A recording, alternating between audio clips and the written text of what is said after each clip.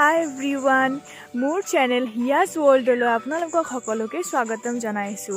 আমি সকলোৱে সেউজীয়া শাক-পাচলি খাই ভাল পাওঁ নহয় জানো? এতিয়া বাৰিষাৰ বতৰত সেইবোৰ বেছি উপলব্ধ হ'ব। সেইকাৰণে মই আপোনালোকৰ কাৰণে লৈ আহিছো এটা আজি বহুত টেষ্টি ৰেচিপি। সেইটোত আমাক লাগিব কলা যিটো কচু আছে সেইটো কচু। তো বলকচোন আমি এই ৰেচিপিটোত কি ইনগ্ৰেডিয়েন্টছ লাগে জানি লওঁ। ইনগ্ৰেডিয়েন্টছটো হ'ল কণ বিলাহী। আপোনালোকৰ ওচৰত যদি কণ বিলাহী নাই তেতিয়াহ'লে বেলেগ বিলাহীও ল'ব পাৰিব। মিডিয়াম সাইজৰ দুটা পিঁয়াজ, আদা ৰহুন পেষ্ট আৰু এইটো কাৰি লিভছ, নৰসিংহৰ পাত এসেনশিয়েল হয়, এইটো লাগিবই। এইটো মানে বহুত টেষ্টি কৰে আঞ্জাটো। লগত ইলাইচি, লং, ডালচেনি এনেকৈ পেষ্ট কৰি লৈছোঁ। আপোনালোকৰ ওচৰত যদি নাই তেতিয়াহ'লে পেকেটো দিব পাৰিব।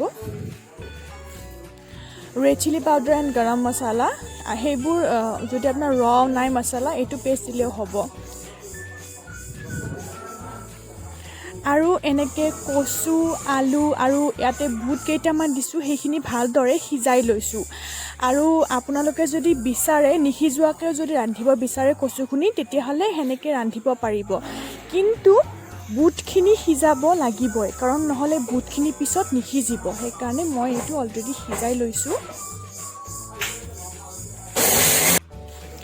এতিয়া কেৰাহীত তেল গৰম হ'বলৈ দিছোঁ। ইয়াত 2 টেবুলস্পুন তেল আছে।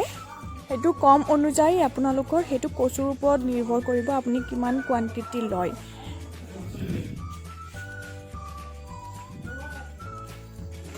তেলখিনি প্ৰায় গৰম হৈছে। এইখিনি ইয়াত আদা ৰহুন দিলোঁ মই পেষ্ট, লগত মই নৰসিংহৰ পাতকেইটা ইয়াত দি দিছোঁ, গ্ৰীণ চিলি কেইটা দিছোঁ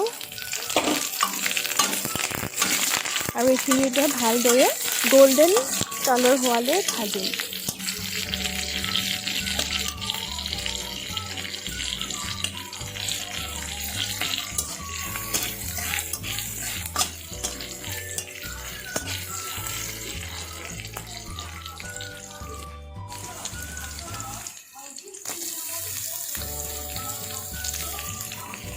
এতিয়া ইয়াত পিঁয়াজখিনি এড কৰি দিছোঁ আৰু পিঁয়াজখিনিও চেম গোল্ডেন কালাৰ হোৱালৈ ভাজি। পিঁয়াজখিনি গোল্ডেন ব্ৰাউন কালাৰ হোৱালৈ এইখিনি ভাজিম।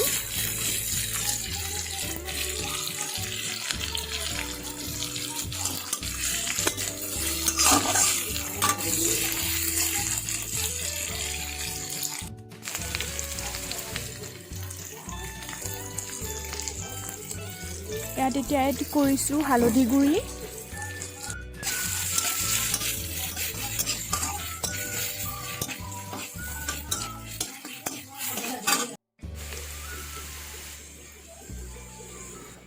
এতিয়া ইয়াত এড কৰিম ৰেড চিলি পাউডাৰ,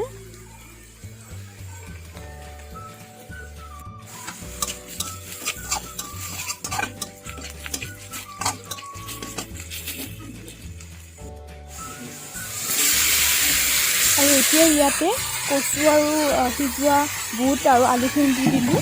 এতিয়া এইখিনি ভালদৰে ভাজিম।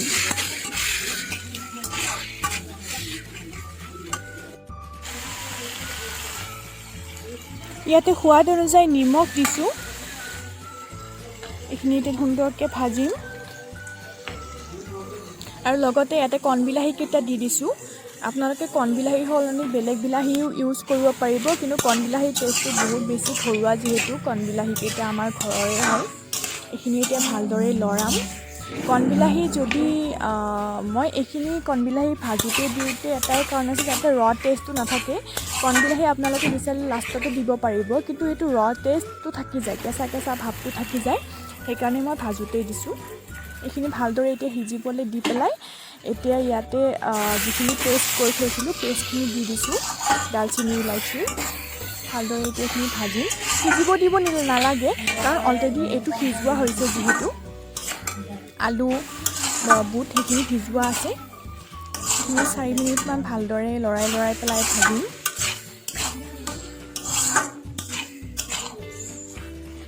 কচুৰ পৰা অকণমান পানী বাহিৰ হৈছে, সেইকাৰণে এইখিনি পানীখিনি এতিয়া ভালদৰে শুকাবলৈ দিম, মানে এইখিনি ভাজিম হাই ফ্লেমত। এতিয়া এইখিনি প্ৰায় ভজা হৈছেই।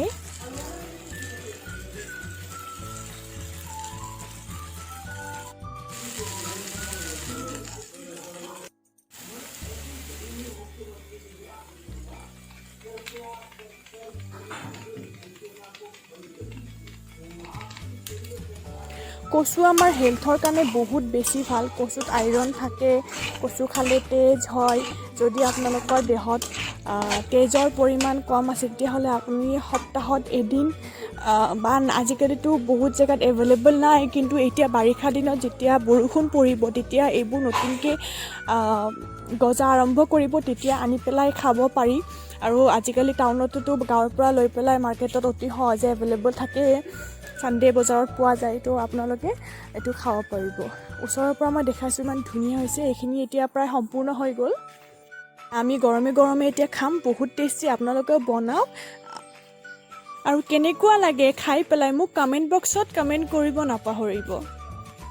আৰু মোৰ এই ভিডিঅ'টি যদি আপোনালোকৰ ভাল লাগিল তেতিয়াহ'লে মোৰ এই ভিডিঅ'টি লাইক কৰিব আৰু মোৰ চেনেলটি ছাবস্ক্ৰাইব কৰি কাষত থকা বেল আইকনটি যিটো অল বুলি আহিব তাতে ছেট কৰি দিব, নহ'লে মোৰ নটিফিকেশ্যন আপোনালোকৰ ওচৰত নাযাব।